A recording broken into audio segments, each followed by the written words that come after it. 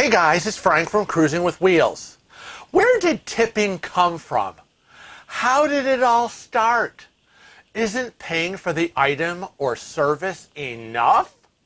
Why should I be pressured or shamed to pay more?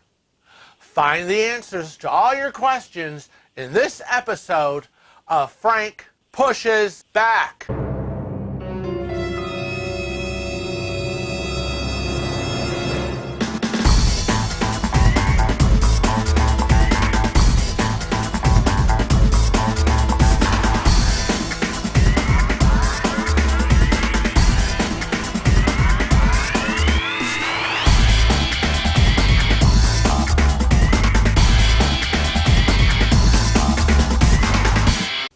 So where did tipping come from? And why do we tip here in the United States and in some parts of Europe, but not in, let's say, Australia or Japan?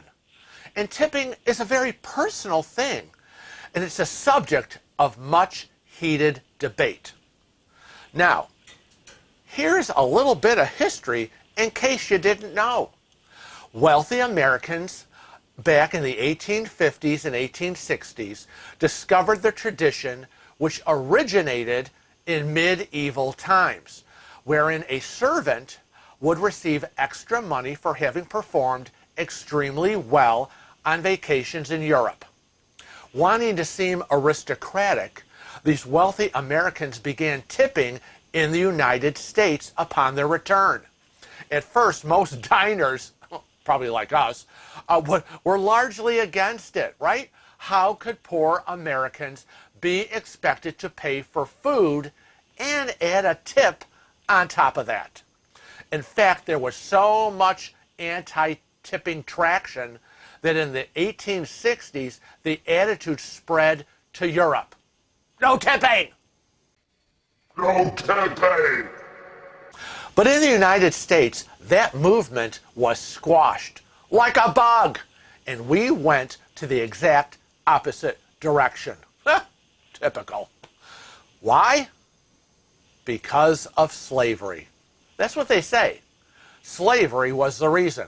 Now, after the Constitution was amended after the Civil War, slavery was ended as an institution, but those who were freed from bondage were still limited to their choices of work.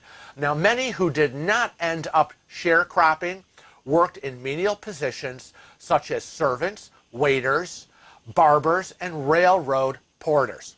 Now, these were pretty much the only occupations available to them. Now, for restaurant workers and railroad porters, there was a catch. Many employers would not actually pay these workers under the condition that guests would offer a small tip to them instead. Restaurateurs soon realized that they stood to benefit from the opportunity to subsidize a worker's pay with guests' extra tip money. The result was a two-tiered pay structure for tipped and non-tipped workers. Now, under federal law, tips belong to front-of-the-house staff, such as servers and bartenders. They earn a lower base pay than back-of-the-house staff like cooks and dishwashers, with tips covering the difference. So, we have the issue of certain workers having to rely on tipping to survive. Why should we be living in some kind of beggar's society? Movie alert! Movie reference alert coming. I see it! I have always relied on the kindness of strangers. Anybody get that movie reference? Blanche Dubois, A Streetcar Named Desire. But what if there were no kind strangers at your restaurant that week? I mean, come on. Guess you're not going to be able to buy food or pay your rent. That's why people are calling for all employers to pay a living wage. But what is a living wage? I mean, what's a living wage in Tennessee is not a living wage in California. The cost of living varies from region to region. But people shouldn't have to play slave to their customers, hoping to get a decent tip to live on. Putting up with rude, nasty people spewing vulgarity just for a tip? Nobody wants to be harassed or groped for a 10 to 15% tip. Uh-oh, there's another movie reference alert. Movie reference alert coming. Sparkle, Neely, sparkle. Dance for me, dance for me. Anyone got that movie? Neely O'Hara, Valley of the Dolls. I had to throw that one in. And now, in the aftermath of COVID-19, so many restaurants can't find workers. They have all gone to other jobs that are paying a better wage. They don't want to go back to slave labor wages. Now, nowadays, when dining in European restaurants, they say you should expect to tip a bit more modestly than you would, say, here in America.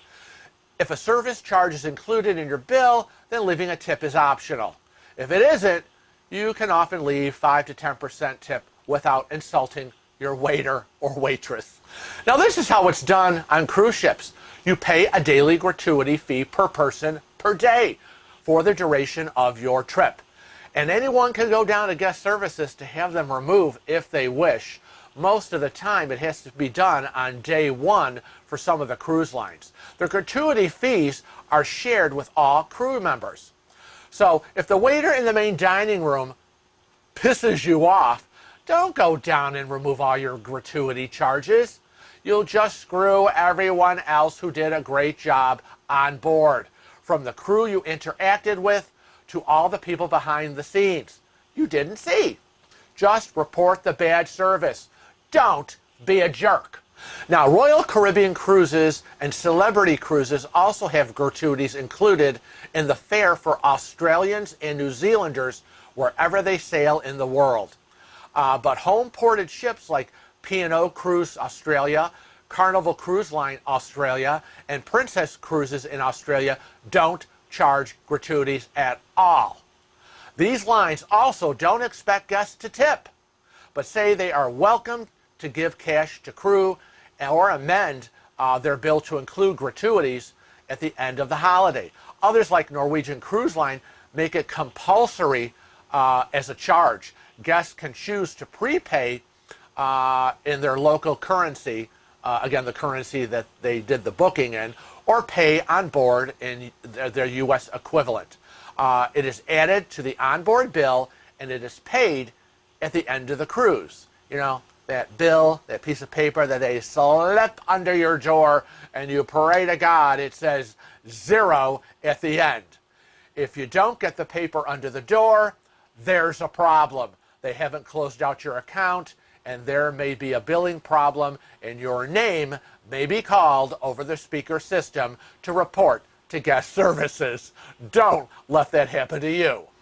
And remember, automatic gratuities are charged in other places like hotels, banquet halls, weddings. When you're reserving, big groups, they automatically on the bottom put a required gratuity percentage.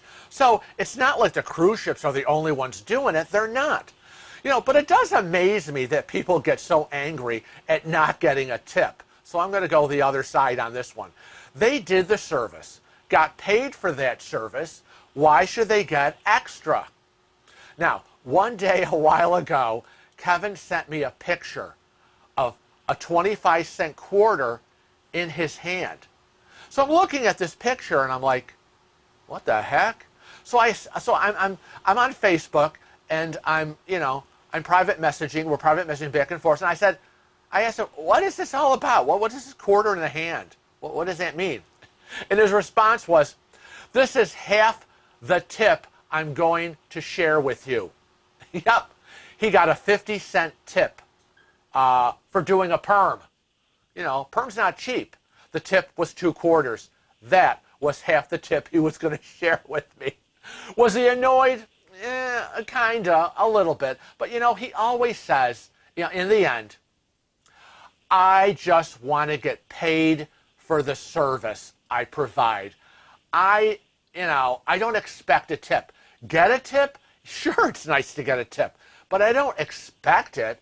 I just want to get paid for what I'm doing. Now, if you've seen in the news, there are incidents like tips being taken away from servers by, let's say, the owners of the restaurant or bars where they work. Now that ain't right. Now, there was a story about a waitress from Arkansas that says she was fired from her job after disclosing the restaurant's tipping policy to a group of patrons. Ryan Brandt was one of 2 staffers who served a large group at the Oven and Tap in Bentonville, Arkansas. The customers left a $4,400 tip for the pair to split, according to Grant Wise, who organized the dinner. Now, he was hosting a $100 dinner club. That's what he and his cohorts created, where each person at dinner tips $100 to give to the servers. Now, after receiving the tip, Ryan was informed that she would only see a fraction of the gratuity, as she would have to split the tip with the rest of all the coworkers in the restaurant, which she said was the first time in her 3.5 years at the restaurant. She never heard of that, and they never did that. She was told that she was going to have to give the cash over to the shift manager, and she would bring home only like 20% of that huge tip. Now, after turning over the tip, Ryan reached out to the organizer, Grant Wise, about the situation. Grant Wise then contacted the owner of the restaurant and said he wanted all the tip money back, of which they did refund him the money, and then he gave all that money to Ryan and the other server, and they split it $2,200 and $2,200. Now, Oven and Tap owner said in a statement that Ryan was not fired for keeping the tip money, noting that 2 other servers who received tips that evening, including the ones also that had received the $2,200, were still at the restaurant. When asked, they did not specify why Ryan was fired. Seems a little suspicious to me. I don't buy a word of what they're selling. Well, I hope you've enjoyed my little history lesson about tipping. Yeah, it's a controversial conversation and subject, and it goes both ways. The pros, the cons, the when, the why, the where, nobody knows. Some people like to over-tip. Some people don't want to tip at all. Again, it is a very personal issue. I want to thank you for joining me for this episode of Frank Pushes Back, and on behalf of Kevin and myself from Cruising with Wheels, remember, don't just watch our videos. Become a regular Cruising with Wheels family member. Click that subscribe button. It's free. Also, click the little bell next to it, and you'll get automatic notifications of when our videos go live. And remember, we're also on all the other social media platforms. We're on Facebook, Twitter, Instagram, and Snapchat. And I want to always remind you to always remember to travel safe and cruise often.